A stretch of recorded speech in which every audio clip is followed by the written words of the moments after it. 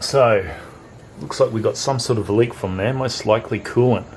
I'm going to jump in underneath and have a good look. You really can't see it from here, but it looks like the back of the water pump has got a bit of a leak coming from it, which doesn't surprise me. The car's done 340,000 kilometers and it's still the original water pump, so looks like I'll be doing a water pump today. So this is the water pump itself that I have here on a spare engine. An actual leak itself is coming from the back of the housing, which is right down the back there from there. And it's not the actual water pump that's failed itself, but it's actual seal down the back of this housing. Had a look online, you can't buy the seal itself, you can only buy the water pump. I think a genuine one's about 300 bucks, and you got aftermarket ones starting from 150. But I'm in a bit of a hurry, so what I'm gonna do, I'm gonna reuse this one here. So it's pretty much Christmas now. I'd be waiting at least 2 weeks till I even get this pump here from one of the suppliers.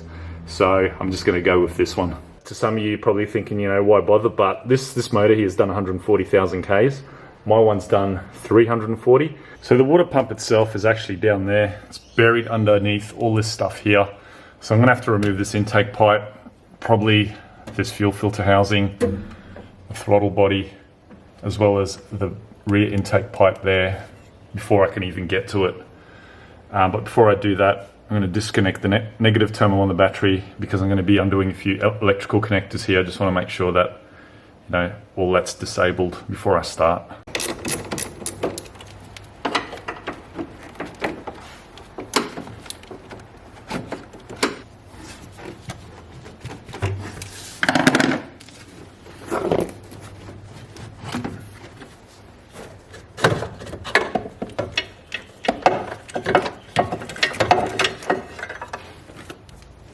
So with your throttle body, you've got a boost sensor up the top here that you need to unplug.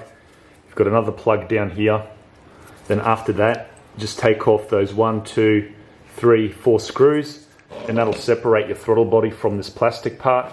After that, you've got 1, 2, 3, 4, 5, 6, 7 bolts there that you've got to undo. And then that'll remove that and basically get all this out of the way.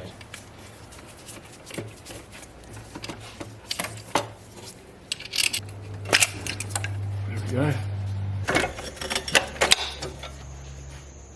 So with that intake and throttle body out of the way, I've now got access to the back of the water pump, which is where all the hoses and connections and clamps and that are. Hopefully that'll be able to zoom in a little bit better, but if not, I might have to take that light out. There we go, yeah. You've now got access to the back of the water pump, so you can undo all those hoses at the back there. So essentially we've all now got access to these hoses here coming in from the top, and these 1, 2, 3 bolts that hold the actual water pump on. But before I do anything else, I'm just going to drain the coolant. So easiest way to do this is to climb underneath, and down here you'll see that there is a drain plug right there. There we go, it's on.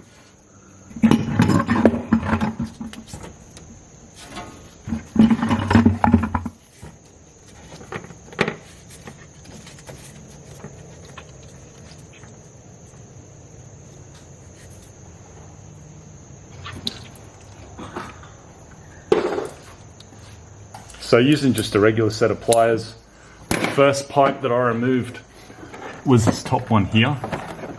Hopefully you can see it. This one here, which is pretty simple. There's 2 clamps, one at the top, one at the bottom. Should be able to just lever it off. There we go. Out it comes. So using a flathead screwdriver, I'm now going to be removing this bottom pipe down here. Loosening it off anyway.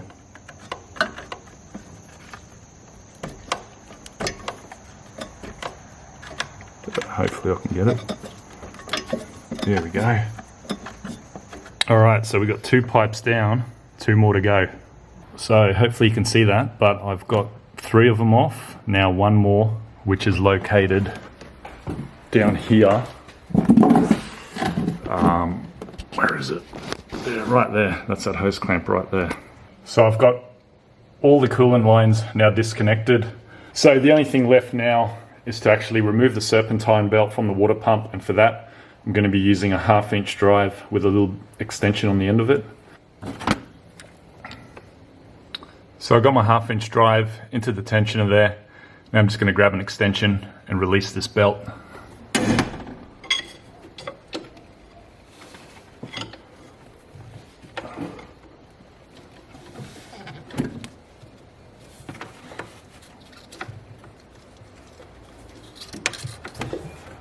And the belt is now off. So now that I've got all these pipes off, so there was 1, 2, 3, and the top one, which is 4. This is just a bung.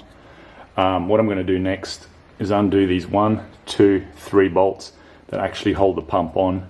Once they're out, pretty much the pump will come straight out. So there is a little clip that you have to undo on one of the bolts, which is that one there, which I've already undone it. It's just sitting there loose. It just sits on top of one of the bolts. So on the car, this top bolt comes out pretty easy. These 2 bottom bolts actually come out from the wheel arch, which I'll show you. So with this plastic flap out of the way, as you can see, I've got much better access now. I've got my 10mm just hanging there, right there on the actual water pump bolts. So pretty easy access from there.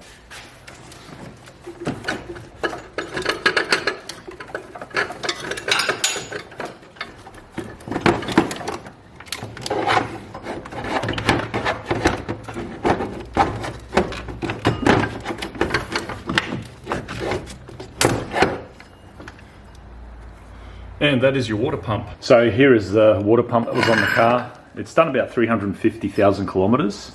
So as you can see, it is pretty much past its use by date. The spot that it was leaking out of was actually down the back here, underneath there. So this seal here at the back of this housing let go, and essentially that's what, from what I could see, that's what was causing the leak. But I did also notice that this pipe here is pretty disintegrated, and it's fairly soft as well. So although it did look like it was coming, the leak was coming from this seal here, it could have very well been coming from here, although, yeah, not 100% sure. But this is very soft and brittle, this plastic. So here we have a side-by-side comparison of the old one and the newer one. As I said before, if you're doing this, don't do what I'm doing, because simply it's Christmas time, I can't get a water pump, so I'm just going to put the second-hand one on. I wouldn't normally do it, but just because the time of year that it is, I'd be waiting probably 2 weeks for the part. And it should be alright, it doesn't look too bad, it doesn't look too corroded. So yeah, time to whack this thing in.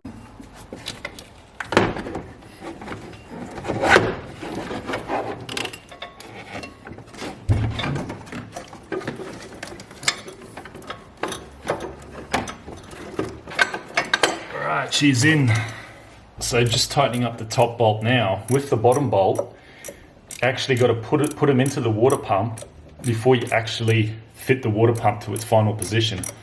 Because if you tighten this top bolt up, you'll find that you won't be able to get the bottom 2 in. So you got to put the bottom 2 in as you're moving the water pump into place. Otherwise you won't be able to get the 2 bottom bolts in.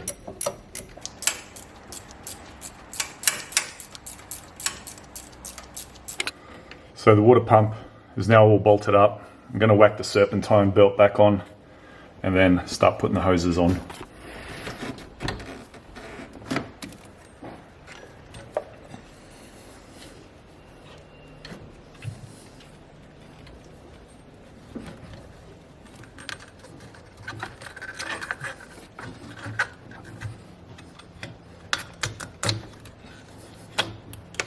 There we go.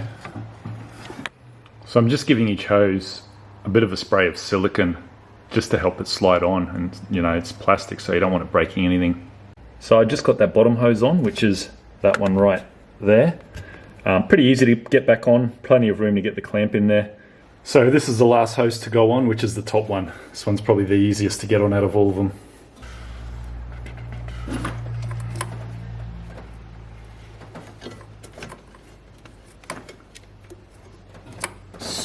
So all the hoses are now back on. It's pretty straightforward, nothing too difficult. And now what I'm going to do is just fill that reservoir up with water and just let it sit for about 5 minutes just to make sure there's no obvious leaks while I put the rest of the car back together.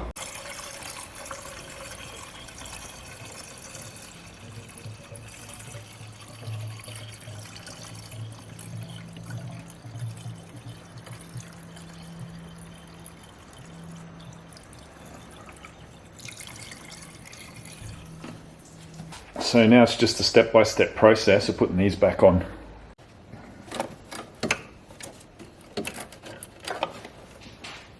Which is just 4 screws which hold it on, and a plug.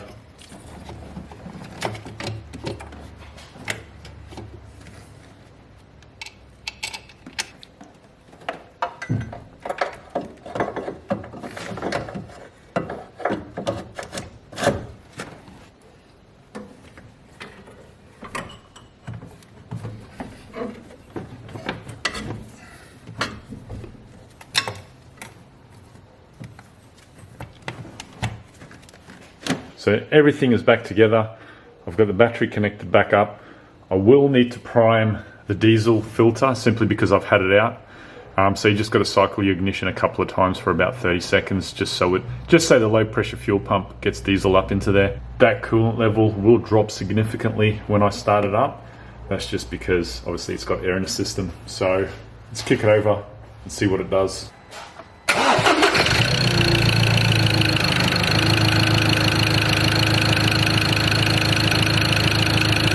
So today's a new day. I ended up going for a drive last night and parking it up. And today there are no leaks, so looks like that repair was successful. I am running water at the moment, so I'm just topping it up now. I'm going to put coolant in it eventually. These systems, you don't have to bleed them.